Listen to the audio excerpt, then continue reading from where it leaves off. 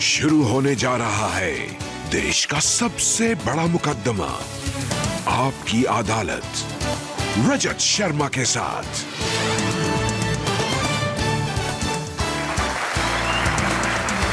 नमस्कार, आपकी अदालत में आपका स्वागत है।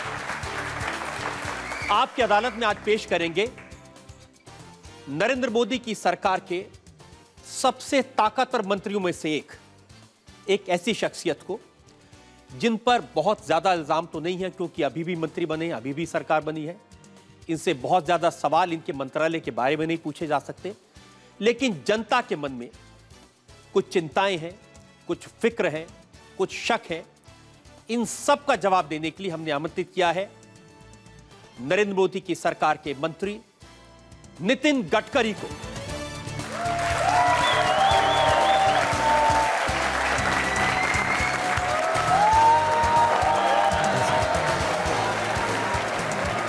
नितिन जी, आप देख सकते हैं कि आप देर से आए तो भी कितना जोश इन लोगों में आपके स्वागत के लिए। मैं पहले क्षमा मांगता हूं क्योंकि मैं देरी से आया। और आपकी अदालत में आज हमने जज के तौर पर आमंत्रित किया है जाने माने पत्रकार अजय उपाध्याय को।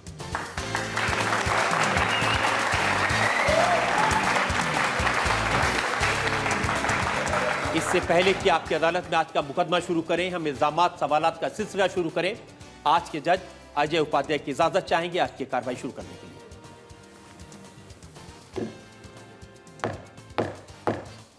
अदालत की कार्रवाई शुरू की जाए। और ये इल्जामात और सवालात का सिलसिला शुरू हो, इससे पहले एक नजर डालेंगे नितिन गडकरी के पॉलिटिकल करियर। नितिन गडकरी मोदी सरकार के सबसे पावरफुल नेताओं में से एक हैं। इन्हें रोड ट्रांसपोर्ट, हाईवेज और शिपिंग मिनिस्टर बनाया गया है। इसके अलावा नितिन गडकरी के पास ग्रामीण विकास मंत्रालय का एडिशनल चार्ज है। एबीवीपी से छात्र नेता के रूप में अपनी राजनीतिक यात्रा शुरू करने वाले नितिन गडकरी ने पार्टी और सरकार में हर लेवल पर काम किया है। बीजेपी में युवा मोर्चा से शुरू करके नागपुर की शाखा के प्रमुख रहे, महाराष्ट्र की बीजेपी के अध्यक्ष बने। नितिन गडकरी महाराष्ट्र में बीजेपी शिवसेना सरकार में मंत्री रहे। नितिन गडकरी राष्ट्रीय स्तर पर लाइमलाइट में आए जब दिसंबर 2009 में इन्हें बीजेपी का अध्यक्ष चुना गया। इस समय नितिन गडकरी बीजेपी सरकार की उस कोर टीम का हिस्सा हैं जो पार्टी और सरकार से जुड़े अहम फैसले लेती है। नागपुर से लोकसभा के मेंबर नितिन गडकरी आपकी अदालत में अपना मुकदमा खुद लड़ेंगे। तो मुकदमा शुरू करते हैं। आपकी अदालत में पहला इल्जाम नरेंद्र मोदी की सरकार के मंत्री नितिन गडकरी पर।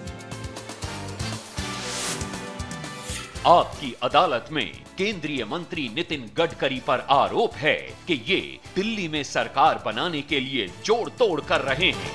नितिन जी, आजकल ये बहुत चर्चा है अखबारों में कि दिल्ली में आप एक बार फिर से बीजेपी की सरकार बनाना चाहते हैं और उसके लिए काफी जोड़ तोड़ हो रही है। नहीं, ऐसा तो कुछ नहीं कर रहे हैं।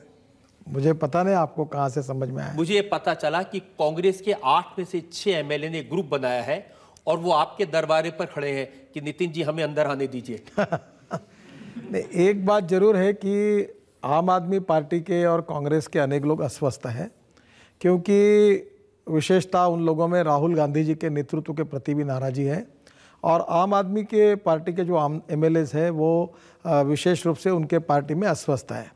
तो वो इधर उधर से कुछ लोगों को मिलते रहते, पर जहाँ तक मेरी ऑफिशियली किससे बात नहीं हुई, ना कोई मेरे दरवाजे पर खड़े हैं, ना बीजेपी ने किसी को साथ में लेने का कोई निर्णय किया है।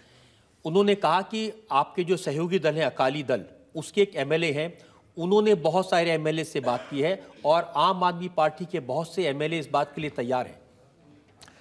ये अकाली दल के जो एमएलए हैं, इन्होंने कुछ बातचीत की होंगी, कुछ चर्चा की होंगी, तो उन्होंने उनके व्यक्तिगत स्तर पर की है।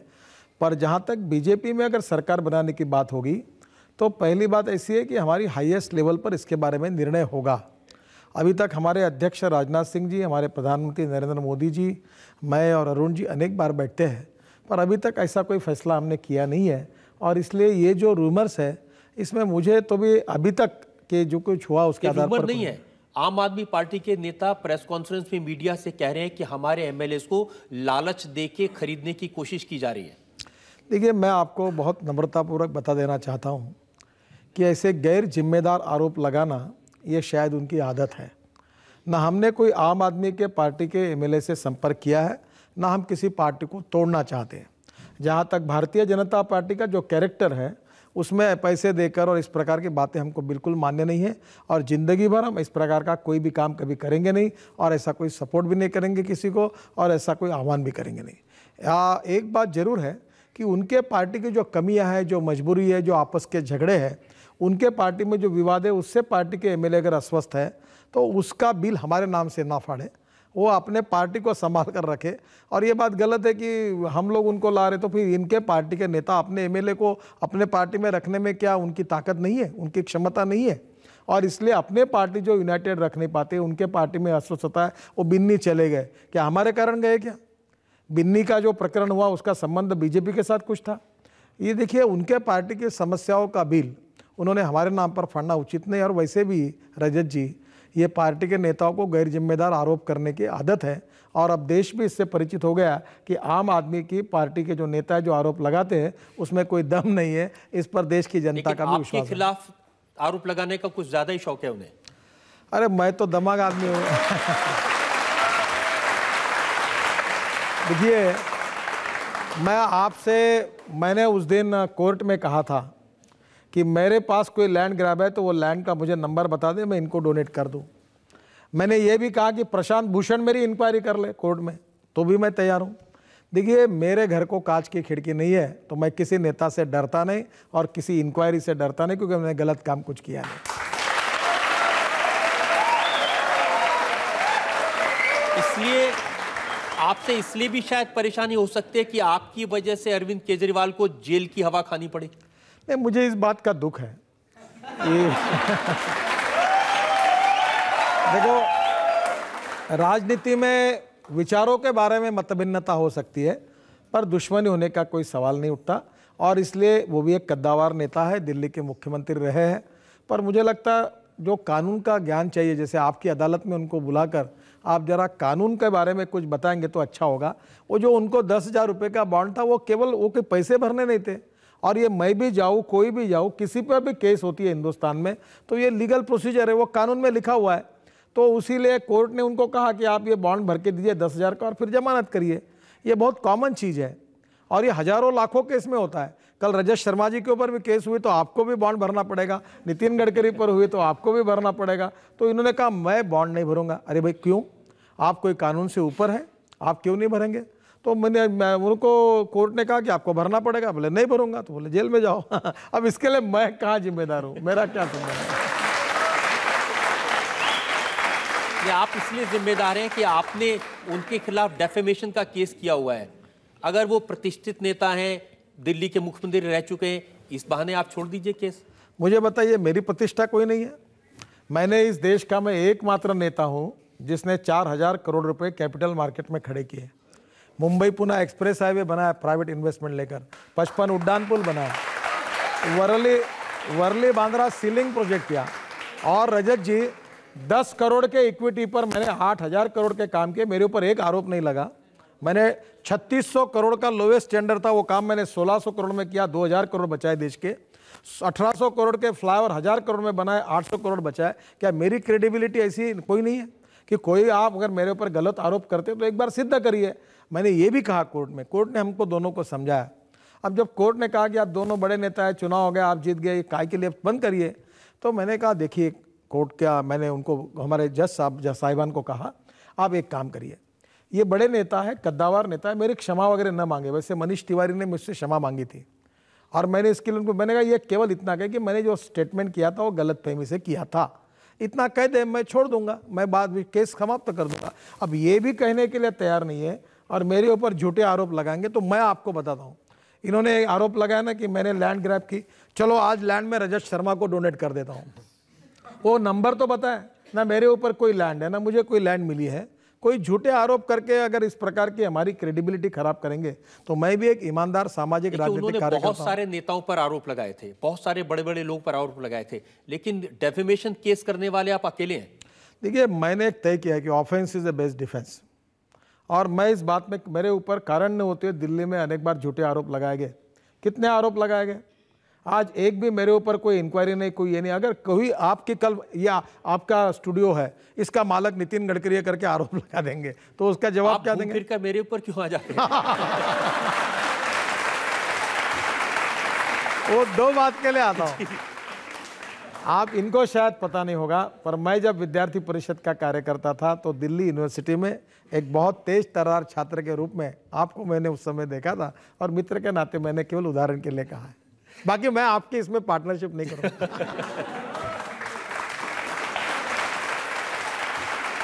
जनता से सवाल पूछते हैं, अगर जो लोग दिल्ली के बारे में सवाल पूछना चाहते हैं, सिर्फ दिल्ली के बारे में जो लोग सवाल पूछना चाहेंगे, आप यहाँ सेकंड रो में। सर, मेरा सवाल आपसे सर ये है कि नेताओं के अच्छे दिन आगे हैं, आम पब्लिक के अच्छे दिन कब आएंगे? अभी आप देख रहे हैं कि दिल्ली में लाइट नहीं है, पानी नहीं है, तो हमारे आम पब्लिक के अच्छे दिन कब आएंगे? दिल्ली की जनता परेशान है बिजली और पानी की समस्याओं से। देखिए, इन्होंने दो अच्छे सवाल पूछे, क्योंकि मैंने उसका अध्ययन किया है। ये वजीराबाद से दिल्ली में पानी आता है, वहाँ एक बैरेज बना है। अब मैं यमुना की योजना को मैंने हाथ में लिया है। तो दिल्ली के गवर्नर साहब जब एलजी साहब मुझे मिले, तो मैंने उनको कहा कि ये नरोला से लेकर नोएडा के आगे तक मैं नेविगेशन करना चाहता हूँ, और मेरा इनलैंड वाटरवेज का डिपार्टमेंट है, तो मैं बैरेजेस बनाना चाहता हूँ, और मैं एक 5 मीटर के ड्राफ्ट का ऐसा, एक 45 मीटर विड्थ का ऐसा एक ये करना चाहता हूँ वे, कि जिससे लोग बोटिंग से जा सकेंगे, दिल्ली में टर्मिनल बनेंगे और लोग जाएंगे। ऐसी योजना हमने तैयार की है। अब ये करते समय मैंने कहा वजीराबाद में आपका एक बैरेज है, तो वजीराबाद के आगे अगर 2 बैरेज बन जाएंगे तो दिल्ली का पानी का स्टोरेज 3 गुना 4 गुना बढ़ जाएगा।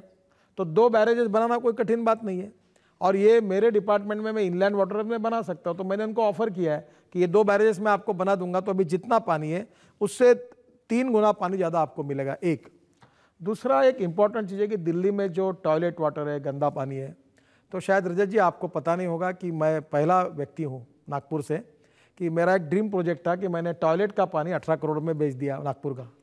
तो मेरा ड्रीम प्रोजेक्ट था। तो जो नागपुर का जो गंदा पानी था उसको रिसाइकलिंग करके महाराष्ट्र सरकार के जनरेशन कंपनी को हमने दे दिया, जिससे 18 करोड़ रुपए रॉयल्टी मिल रही है। तो दिल्ली में भी गार्डन के लिए, इंडस्ट्री के यूज़ के लिए ये पानी रिसाइकलिंग करके यूज़ किया जाएगा। तो ये फिल्ट्रेट पानी उसके लिए यूज़ करने की कोई जरूरत नहीं। अभी जैसे हमारे मंत्रियों के बड़े बड़े बंगले हैं, लॉन्स है, तो ये रीयूज़ किया पानी यूज़ किया जा सकता है।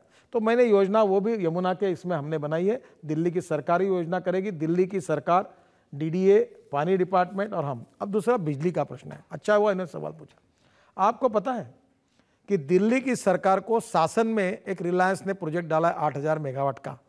वहाँ से 1 रुपये 19 पैसे के भाव से 80 मेगावाट बिजली मिलती है, वो पीठ पर है।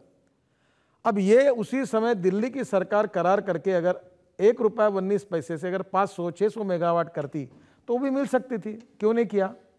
हर राज्य सरकार ने कोल माइंस मिलाई, पावर प्रोजेक्ट पीठ पर खड़े हुए। आज मध्य प्रदेश की सरकार को 2000 मेगावाट बिजली उसी प्रोजेक्ट में 1 रुपये 19 पैसे के भाव से मिल रही है। तो मुझे क्या लगता है कि दिल्ली की सरकार ने आज तक कोई कोल माइन ली नहीं, कोई प्रोजेक्ट नहीं डाला। अब आज मार्केट में बिजली है, पीपीए करने के लिए पैसे नहीं, दिल्ली में ट्रांसमिशन लाइन नहीं है। अब जैसे 133 केवी की लाइन होती है, 330 केवी की होती है, अब दिल्ली में ट्रांसमिशन के लिए लाइन ही नहीं है, तो बिजली होने के बाद भी दे नहीं पाते। ये क्या 15 दिन की समस्या है क्या? ये समस्या पिछले अनेक सालों तक कांग्रेस ने शासन किया, उनने समस्या खड़ी की। फिर ये समस्या, ये केजरीवाल जी आए, इन्होंने पॉपुलरिटी मिलाने के लिए निर्णय घोषित किया, इन्होंने कभी उसके बेसिक बातों की तरफ ध्यान नहीं दिया, उन्होंने समस्या वैसे रखी। अब आज हमारी केंद्र में सरकार है, दिल्ली में एलजी का शासन है, राष्ट्रपति शासन है, हम कहेंगे तो ऐसे समय थोड़ा समय लगेगा। पर दिल्ली की समस्या में हमारे ऊर्जा मंत्री पीयूष गोयल ने अध्ययन किया है, मेरे से उन्होंने चर्चा की। मैं भी पावर का एक जानकार हूँ थोड़ा बहुत, तो मैंने भी उनसे सलाह किया है, और एक 6 महीने के अंदर हम दिल्ली की बिजली की समस्या सुलझाएंगे और पानी की समस्या भी निश्चित रूप से सुलझाएंगे। और पीयूष गोयल जी ने 1000 करोड़ रुपए खर्चा करके विमान, हवाई जहाज से लोग मंगवाए यहाँ एनटीपीसी के, और दिल्ली की सब ये जो बीच में ये जो हवा धुंध आई थी उसके कारण जो नुकसान हो वो सुधार किया और आपको बिजली देने की कोशिश की। जिन्होंने सालों तक काम करके ये सब गलतियाँ करके रखी है, और 15 महीने भर के शासन में हम कैसे जिम्मेदार होंगे? हमको थोड़ा अवसर दो, हम बिजली और पानी की समस्या भी सुलझाएंगे, अच्छे दिन आएंगे और महंगाई भी कम करके दिखाएंगे।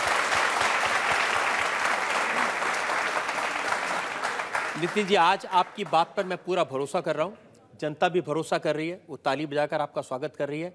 लेकिन 6 महीने साल बाद फिर से आपसे इसका हिसाब लेंगे, दिल्ली में बिजली आई और पानी आई कि नहीं आई। ये बहुत अच्छी बात आपने पूछी है और मैं 6 महीने के बाद अगर नहीं कर सका तो आपकी अदालत में बुलाइए। देखो, मैं एक बात मेरे बारे में आपको पक्की बताता हूँ, मैं मुंह पर हाँ या ना में बात करता हूँ। मैंने दिल्ली के ई रिक्शा वालों को कहा था आपका प्रश्न मैं सुलझाऊंगा। कठिन प्रश्न था, पूरा डिपार्टमेंट की नोट विरोध में थी, कोई तैयार नहीं था, पर मैंने निर्णय किया और करीब 2 करोड़ लोगों को फायदा हुआ और ई रिक्शा का प्रॉब्लम सॉल्व हुआ। तो मैं आपको विश्वास देता हूँ, आप विश्वास रखिए, समय लगेगा, हमारी नीयत साफ है। नरेंद्र मोदी जी के नेतृत्व में हमारा इंटेंशन है कि हम आपको अच्छे दिन में ले जाए, आपको महंगाई कम करे, आपको 24 घंटे बिजली दे, आपको अच्छा पानी दे। समय समस्या बहुत गंभीर है, थोड़ा समय लगेगा, पर ईमानदारी से पूरी कोशिश करके हम आपको निश्चित रूप से परिणाम देंगे। नहीं तो आपकी अदालत में सजा भुगतने के लिए मैं आपके सामने खड़ा रहूंगा। आपकी अदालत में केंद्रीय मंत्री नितिन गडकरी पर इल्जाम है कि इन्होंने पार्टी के वरिष्ठ नेताओं को किनारे कर दिया। अब नितिन जी, ये इल्जाम भी आप पर आ रहा है, आपकी सरकार बनी, पार्टी के पास सत्ता आई, लेकिन जो अनुभवी नेता हैं जैसे लालकृष्ण आडवाणी हैं, उनको कुछ काम नहीं दिया। देखिए, पहली बात तो ऐसी है कि लालकृष्ण आडवाणी जी हमारे गाइड एंड फिलोसोफर हैं और अटल जी और आडवाणी हमारे प्रेरणा पुरुष हैं। पर जहाँ तक हमारे प्रधानमंत्री जी के नेतृत्व में है, इस बार उन्होंने ये कहा है कि 75 साल के ऊपर जो है उसके नीचे में लोग जो है उनको मंत्रिमंडल में लेंगे, ऐसा पार्टी ने फैसला किया है। और आडवाणी जी की भी इसके लिए हमारा सबके लिए आशीर्वाद है। और इसलिए बहुत से अनुभवी विद्वान बड़े नेता जो हैं, पर एज के कारण उन कुछ लोगों के साथ इस बार मंत्रिमंडल में नहीं आ सके, पर निश्चित रूप से उनमें से कुछ नेता अभी गवर्नर बनेंगे, कुछ और बड़ी पोस्ट पे जाएंगे और निश्चित रूप में सरकार में उनका उपयोग होगा। पर जहाँ तक ये नए जनरेशन को, नए पीढ़ी को प्रोत्साहन देना, ये बात प्रधानमंत्री जी के नेतृत्व में पार्टी ने तय की है और इसलिए इस बार थोड़ा सा मंत्री बनाने का नहीं, मैंने जो बात सुनी वो ये है कि आडवाणी जी लोकसभा के स्पीकर बनना चाहते थे, वो भी आप लोगों ने नहीं बनने दिया। नहीं ऐसा देखिए, पहली बात तो ऐसी है कि आडवाणी जी इस देश के उप प्रधानमंत्री रह चुके हैं और उप प्रधानमंत्री रहने के बाद आडवाणी जी देश के स्पीकर बने, ये बात अभी भी हमारे गले में नहीं उतर रही है। और इसलिए आडवाणी जी अगर बने तो देश के राष्ट्रपति बने, क्योंकि उप प्रधानमंत्री के बाद जो है वो बड़ी पोस्ट है। तो आडवाणी जी के प्रति हमारे सबके मन में जो सद्भाव है वो उनको अच्छी जगह पर उनके स्टेचर के हिसाब से मिले, यही है। और आडवाणी जी के प्रति ऐसा विचार कभी किसी के मन में आ नहीं सकता। उनके नरेंद्र भाई हो, हम सब लोग हो, मंत्री बनने के बाद पहले अटल जी के घर पर गए, फिर आडवाणी जी के घर पर गए और हमने झुककर उनका आशीर्वाद लिया और उन्हीं के मार्गदर्शन में हम ये सरकार चला रहे हैं। दूसरा नाम जो चर्चा में आता है वो है डॉक्टर मुरली मनोहर जोशी का। मैं आपकी बात मान सकता हूं कि आपने कहा 75 साल की उम्र से उनकी ज़्यादा हो गई, लेकिन उनके अनुभव का, उनकी विद्वता का, उनके ज्ञान का कोई इस्तेमाल करेगी पार्टी? देखिए, निश्चित रूप से हमारे विचारों के दृष्टि से डॉक्टर मुरली मनोहर जोशी जी हमारे थिंक टैंक है, हमारे बहुत विचारों के बारे में बहुत बड़े ज्येष्ठ नेता है और उनके ज्ञान का, उनके अनुभव का पार्टी निश्चित रूप से पूरा उपयोग करेगी। वो पूर्व अध्यक्ष भी रहे। एक बात जरूर है, देखिए आप एक समझ लीजिए कि अमिताभ बच्चन बहुत अच्छे कलाकार हैं, पर अमिताभ बच्चन कलाकार होने के बाद मैं उनका बड़ा फ़ैन हूँ, पर अब अमिताभ बच्चन हीरो की भूमिका में स्वाभाविक रूप से लोग पसंद नहीं करते, क्योंकि जनरेशन बदलती है। और इसलिए धीरे धीरे आज मैं हूँ, शायद 10 साल के बाद मैं नहीं रहूँगा और कोई आएगा, क्योंकि ये होना ही है। आप आज ये कार्यक्रम बहुत अच्छा कर रहे हैं, पर आपकी उम्र,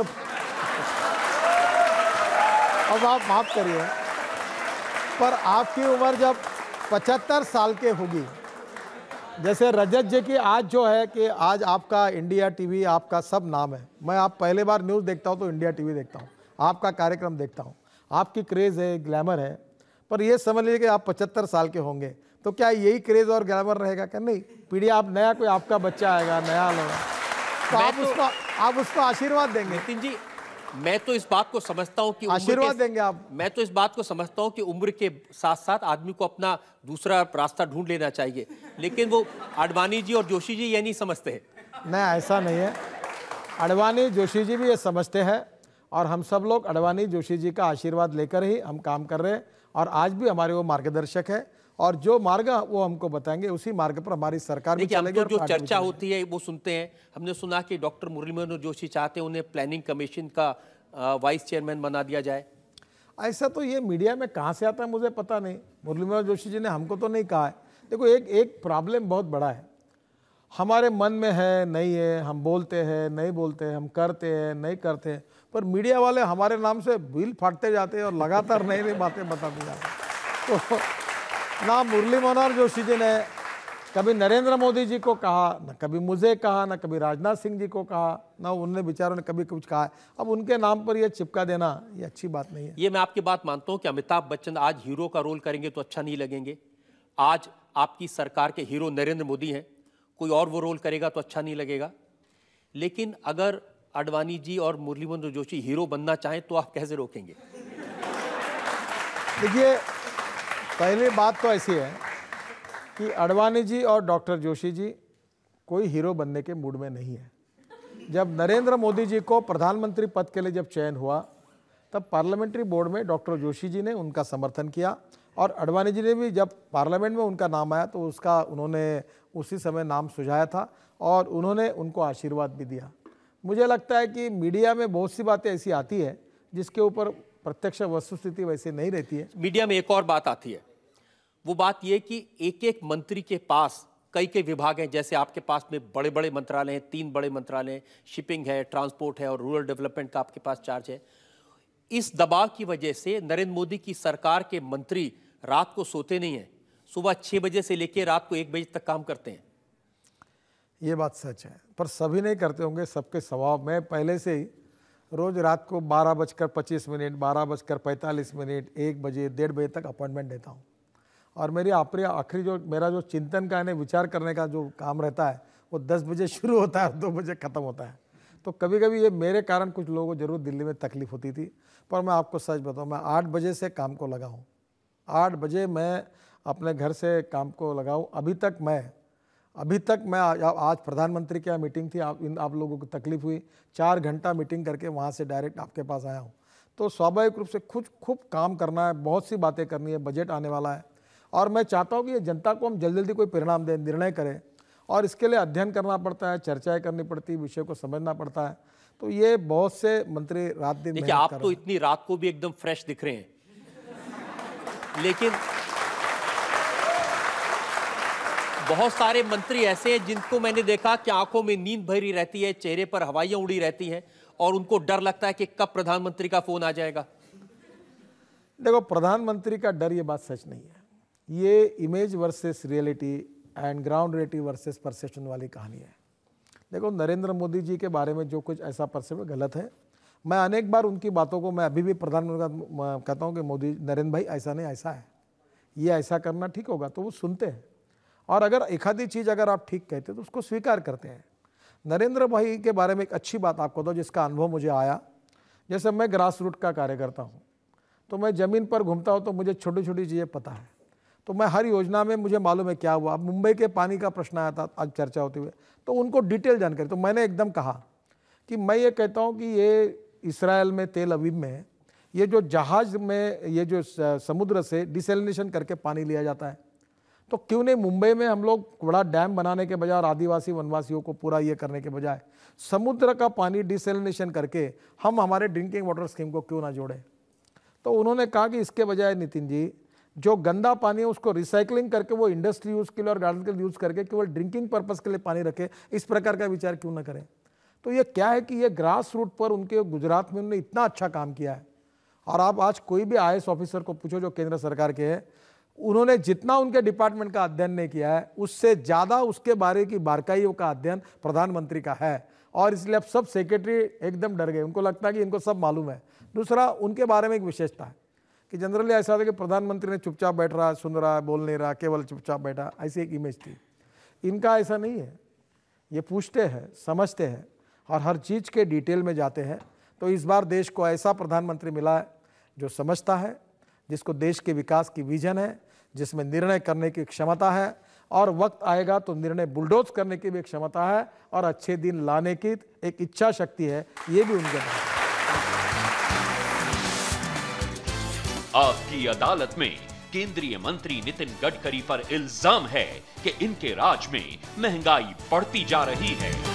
नितिन जी, हालांकि कम समय हुआ आपकी सरकार को आए हुए, लेकिन आपने पब्लिक मीटिंग में जब आप चुनाव लड़ रहे थे लखनऊ में कहा था कि अगर केंद्र में हमारी सरकार बनी तो 6 महीने में 25% महंगाई कम कर देंगे, ये आपके शब्द हैं।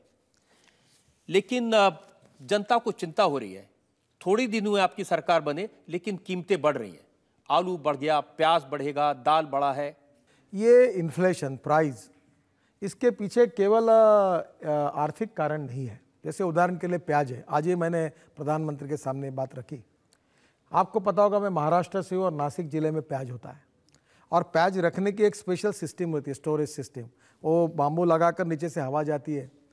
भाभा एटॉमिक रिसर्च सेंटर ने ये प्याज से रेडियो रेस पास करके इसका शेल्फ लाइफ 6 महीने करने की टेक्नोलॉजी लाई है, और इसका प्रोजेक्ट निफाड़ करके जो है नासिक के पास वहाँ लगा हुआ है।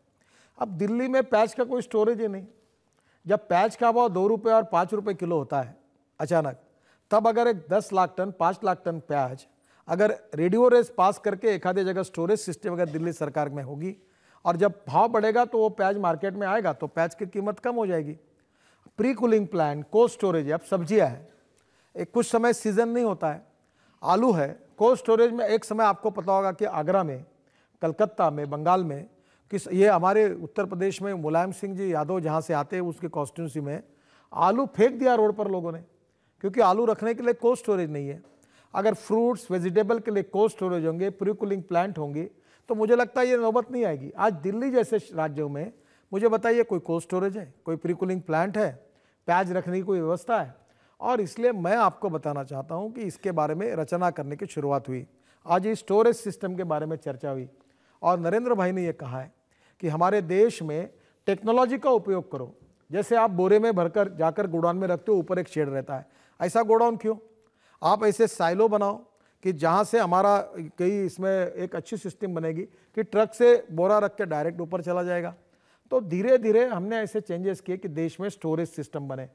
हमारे हरियाणा और पंजाब में गेहूँ बरसात में आकर कभी सड़ जाता है, हमारे गोडाउन्स में लीकेजेस हैं। तो हमने ये तय किया है कि फ्रूट्स है, वेजिटेबल्स है, अनाज है, इसके लिए हम लोग स्टोरेज सिस्टम तैयार करें, कोल्ड स्टोरेज प्लान करें। अब इसका निर्णय हुआ है, नरेंद्र भाई जी के नेतृत्व में उन्होंने सभी विभाग को दिशा दी है। थोड़ा सा समय लगेगा पर निश्चित रूप से होगा। जब प्रोडक्शन ज़्यादा होगा तो प्राइस कम होती है। जैसे शुगर के बारे में देखिए, आज हमारे पास सरप्लस शुगर है, तो आज पूरी चीनी मिलें खत्म हो गई। हमारे गन्ना उत्पादक किसानों के 11,500 करोड़ रुपए देना है, क्योंकि अब महंगाई है तो फिर शुगर की कीमत, चीनी की कीमत क्यों नहीं बढ़ रही? क्योंकि प्रोडक्शन बढ़ा हुआ है। तो प्रोडक्शन एंड सप्लाई के साथ भी इसका संबंध है। और इसलिए मैं आपको, जैसे एडिबल ऑयल है, आज हमारे यहाँ खाद्य तेल है, मलेशिया से आता है, आपको पता होगा 80,000 करोड़ रुपए का तेल हम आयात करते हैं। अब नरेंद्र भाई ने अपने भाषण में पार्लियामेंट में कहा, क्या हमारे देश में हम लोग ये जो एडिबल ऑयल सीड है, फली है, ये सरसों है, सोयाबीन है, क्या इसका उत्पादन नहीं बढ़ा सकते? क्या बायोटेक्नोलॉजी का उपयोग करके हम पर एकड़ उत्पादन ऑयल सीड का अगर बढ़ाएंगे तो मौका नहीं आएगा? अब नरेंद्र भाई जी ने कहा है कि ये उत्पादन बढ़ाने के पीछे लगे। हमारी जो वेस्टलैंड है, जैसे मलेशिया में पाम ट्री है, तो क्या हम पाम ट्री वहाँ नहीं लगा सकते? तो हमने विचार शुरू किया है, कृषि मंत्री के साथ मेरी भी बातचीत हुई है, और हम लोग इसका प्रोडक्शन बढ़ाने की कोशिश कर रहे हैं। अगर प्रोडक्शन बढ़ेगा तो इंपोर्ट ऑयल आएगा नहीं, इंपोर्ट ऑयल नहीं आएगा तो देश में अगर ऑयल तैयार होगा तो कीमतें कम होगी। अब ये जो परिणाम निकालने के लिए, नीतियों को अपनाने के लिए और इसको इम्प्लीमेंट करके आपको वो फ्रूट्स इनके तक पहुंचाने के लिए हमको थोड़ा समय लगेगा। तो थोड़ा सा जनता ने हमको समय देना चाहिए। हमारी नीतियाँ ऐसी बनाएंगे कि इसेंशियल कमोडिटीज़ के बारे में आपको, जनता को जरूर रिलीफ मिलेगा, और हमारी कोशिश होगी। नहीं, मैं आपकी बात से सहमत हूँ। ये सब इम्प्लीमेंट करने के लिए समय मिलना चाहिए।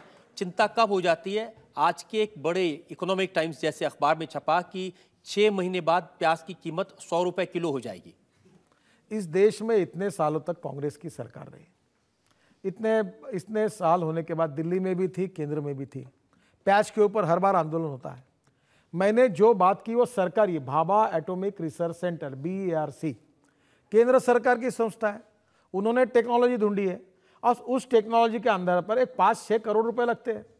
6-7 करोड़ के प्रोजेक्ट अगर हिंदुस्तान के सभी कैपिटल में खड़े होते हैं, और मैं महाराष्ट्र का हूँ, जब पैच का उत्पादन होता है तो 5 रुपये किलो 2 रुपये किलो कीमत आती है।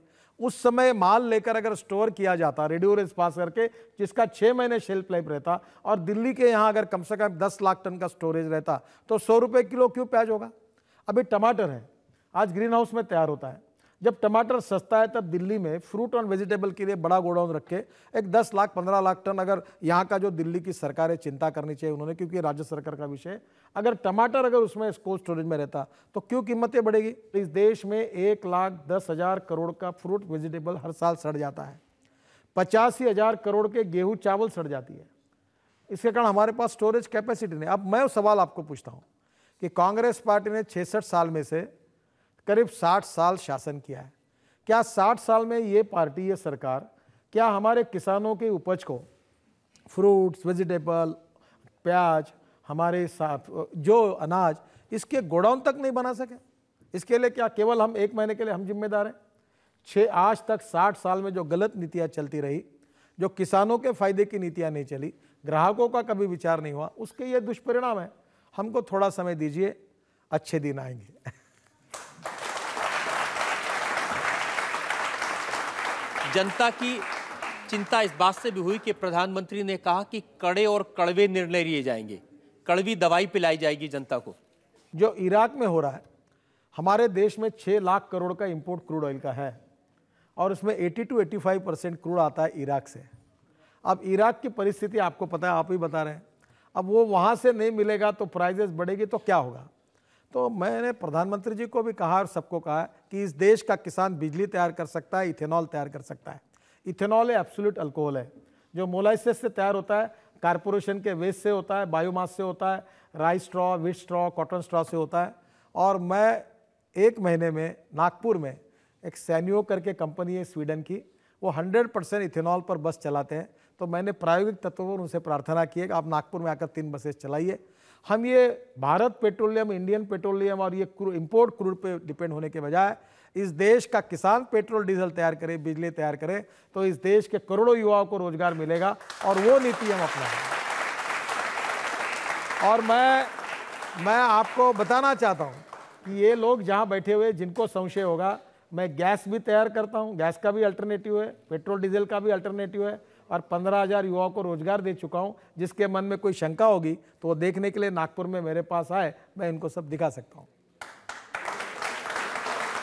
थोड़ा सा पेशेंस रखिए, कड़वी दवा देने से सेहत अच्छी दुरुस्त हो जाती है और तंदुरुस्त हो जाती है, थोड़ा समय लगेगा। वो थोड़े समय में आप अच्छे दिन आएंगे और परिस्थितियाँ बदलेगी, अंधेरा छटेगा, सूरज निकलेगा और हमारा कमल तो खिला हुआ है। आपकी अदालत में केंद्रीय मंत्री नितिन गडकरी पर आरोप है कि इनकी सरकार जल्दबाजी में फैसले ले रही है। अब ये आरोप मेरा नहीं है, ये विरोधी दल कांग्रेस का इल्जाम है। वो कह रहे हैं कि रातों रात सब कुछ बदलना चाहते हैं। देखो, मैं कांग्रेस पार्टी के इस आरोप से सहमत हूँ, क्योंकि कांग्रेस पार्टी की सरकार को स्पीड ही नहीं थी। हम लोग तो वनडे क्रिकेट खेलने वाले हैं और नरेंद्र मोदी जी के नेतृत्व में हम लोग सचिन तेंदुलकर जैसी बैटिंग करेंगे और 40 बॉल में सेंचुरी मारेंगे।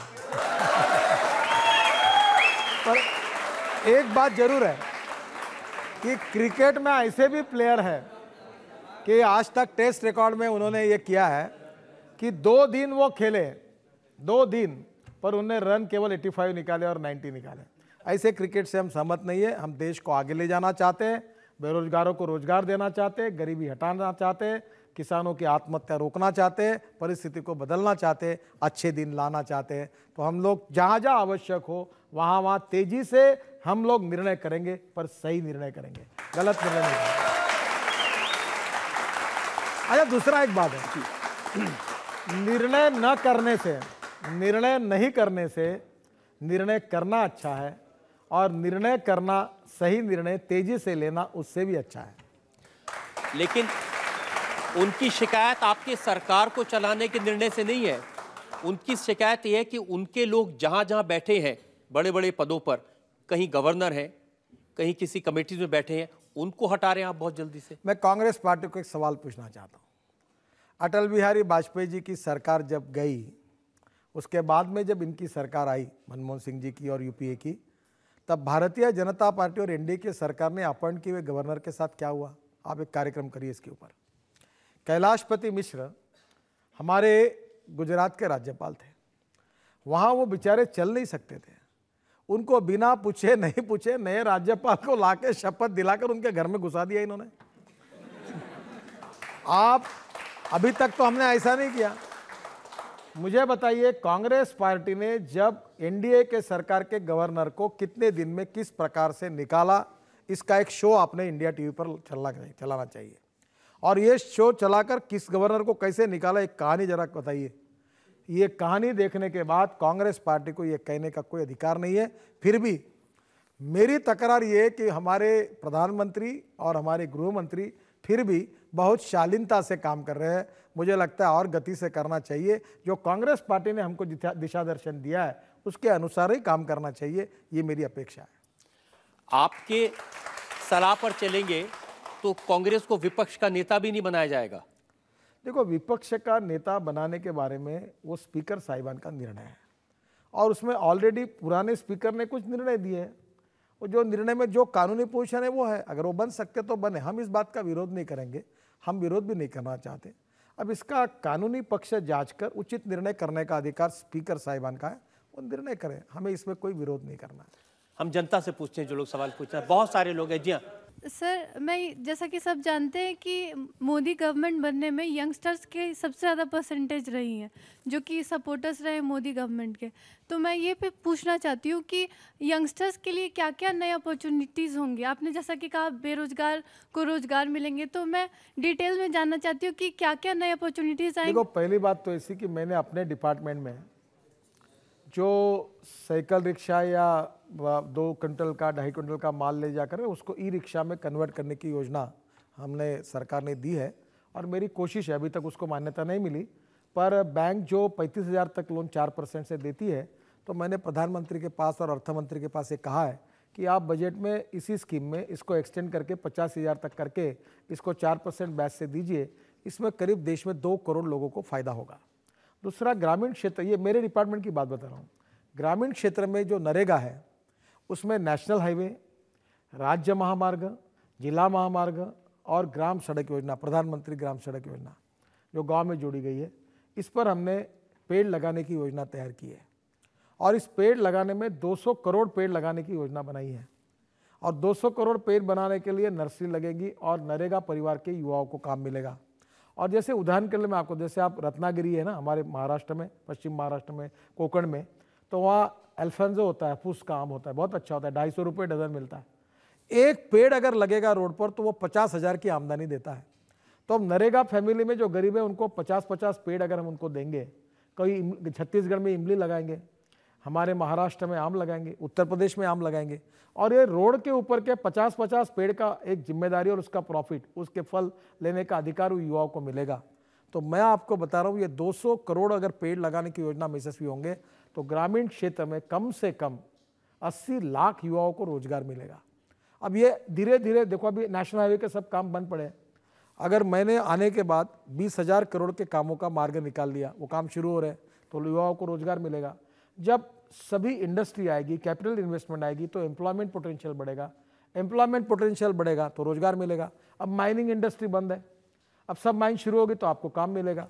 तो देश की इकोनॉमी अच्छी होगी तो परचेसिंग पावर बढ़ेगी, परचेसिंग पावर बढ़ेगी तो उद्योग व्यापार बढ़ेगा, उद्योग व्यापार बढ़ेगा तो रोजगार बढ़ेगा। तो हम लोग जो जीडीपी ग्रोथ रेट है उसको 9% तक ले जाना चाहते हैं। कठिन काम है, आसान नहीं है, पर हमारे जिस प्रकार से कोशिश चल रही है, पावर प्रोजेक्ट है, इंफ्रास्ट्रक्चर है, नदी जोड़ने का काम है, मैं यमुना का काम मैंने हाथ में लिया है, गंगा का काम हाथ में लिया है, मैं समुद्र में सी प्लेन लाना चाहता हूँ ताकि पानी में प्लेन उतर सके, उसकी योजना शुरू करना चाहता हूँ। आप आईटी के विद्यार्थी बहुत से होंगे, $60 बिलियन का आईटी का हार्डवेयर हम इंपोर्ट कर रहे हैं, लैपटॉप, मोबाइल फ़ोन। हमारे बच्चे वो जापान के और चाइना के कंपनी में काम कर रहे हैं। क्यों नहीं हम ऐसी नीति बनाए कि ये पूरा कंप्यूटर हार्डवेयर, इलेक्ट्रॉनिक हार्डवेयर हमारे देश में तैयार हो, नोएडा में तैयार हो और यहाँ के सब इंजीनियर्स को रोजगार मिले। तो हम ऐसी नीति बनाएंगे कि यहाँ उसको मैन्युफैक्चरिंग करेंगे और इसको रोजगार मिलेगा। तो इंपोर्ट सब्स्टिट्यूट, एक्सपोर्ट को प्रोत्साहन और इन्वेस्टमेंट लाकर ज़्यादा से ज़्यादा युवाओं को रोजगार कैसे मिलेगा। एक आखिरी में एक छोटी सी बात बताता हूँ। पंडित नेहरू जी ऐसा कहते थे कि वी वांट मैक्सिमम प्रोडक्शन, और महात्मा गांधी ये कहते थे कि we want maximum production with the involvement of maximum number of persons. अब मेरे पास ग्रामीण विकास है, मैं कारागिर है, वुडन क्राफ्ट तैयार करते हैं, मेटल क्राफ्ट तैयार करते हैं, सेरिकल्चर की साड़ियाँ तैयार करते हैं, फिशरमैन है, देश में लाखों लोग फिशरमैन हैं। हमारे तालाब भरेंगे और अगर हम अच्छे अच्छे फिशरीज का काम करें, कितने लोगों को रोजगार मिलेगा। तो हम लोग हमारे गाँवों के लोगों को उनका स्किल डेवलपमेंट की बात प्रधानमंत्री बार बार कर रहे हैं, स्किल डेवलपमेंट के बारे में उन्होंने कितना अच्छा कहा है। अभी परसों हमारे मंत्री के पास मैंने एक को भेजा था, हम जर्मन की यूनिवर्सिटी के साथ कोर्सेस ला रहे और स्किल डेवलपमेंट के आधार पर आपको इतना रोजगार निर्माण होगा, रोजगार निर्माण करने के लिए बाहर जाकर भी आप काम कर सकते हैं। तो मुझे लगता है ऐसी अनेक योजनाएं नरेंद्र मोदी जी ने पार्लियामेंट के भाषण में उन्होंने बहुत अच्छी तरीके से कही, जो भाषण देश ने सुना है। हम देश की भविष्य की विजन में सबसे ज़्यादा प्रायोरिटी बेरोजगारों को रोजगार देने के लिए देना चाहते हैं और हमारी सरकार आने वाले 2 साल के अंदर इन सब युवा लड़कों के लिए एक स्वाभिमान से जीने का रोजगार, देखो मैं नौकरी की बात नहीं कर रहा हूँ, मैं रोजगार की बात कर रहा हूँ। आप नौकरी मांगने वाले मत बनो, रोजगार देने वाले बनो, ये मुझे कहना। और ये बात हमारी सरकार आपके लिए पक्का करेगी। मेरा प्रश्न सर आपसे ये है कि डीटीसी बसों का जो किराया है वो बढ़ता जा रहा है, तो मोदी सरकार आई है तो हम संभावना कर सकते हैं आपसे कि आप डीटीसी बसों का किराया कम करेंगे? देखिए, ये किराया कम होने की संभावना नहीं है कि मैं थोड़ा मेरी बात को सुन लें। एक तो पेट्रोल, डीजल और सीएनजी की कीमतें अगर बढ़ेगी और महंगाई बढ़ेगी तो उसको अगर चलाना है तो वो किराया कम होना बहुत असंभव है। टेक्नोलॉजी का उपयोग, बार बार नरेंद्र भाई कहते हैं टेक्नोलॉजी का उपयोग करके आपको राहत देने की कोशिश हम जरूर करेंगे, पर डीजल और पेट्रोल के भाव बढ़ रहे उस समय टिकट का रेट कम करना, मैं सच बोलना चाहता हूँ, ये संभव नहीं हो पाएगा। आपकी अदालत में आज मुकदमा चलाया मोदी सरकार के परिवहन मंत्री, शिपिंग मिनिस्टर और rural development minister Nitin Gadkari पर। अब वक्त है आपकी अदालत में आज के जज अजय उपाध्याय के फैसले का। आज के अभियुक्त नितिन गडकरी, जो भारत सरकार में कई महकमों के मंत्री हैं, इतने बेबाकी से सवालों का जवाब दे रहे हैं जैसे लगता है कि पूरी सरकार की जिम्मेदारी इनके ऊपर है और हर विभाग से संबंधित सवाल आप इनसे पूछ सकते हैं और उतने त्वरित गति से ही वो उसका जवाब भी देते हैं। ऐसा मुलजिम बड़ी मुश्किल से मिलता है जो हाजिर जवाब हो। मुझे लगता है कि नितिन गडकरी ने जो आज बात कही है कि यदि उनके सपनों का भारत ठीक बनता है और जीडीपी 9% पर हासिल हो सकती है, तो शायद ये सपना एक बड़ा सपना है। अब देखना ये है कि 1 साल के बाद जब गडकरी जी आएंगे अदालत में तो उस वक्त जीडीपी का क्या हाल होता है। आज कम से कम जिस तरह से उन्होंने हाजिर जवाबी की है, उससे मुझे लगता है कि इनको अदालत की कार्रवाई से अब बरी किया जाता है आरोपों से।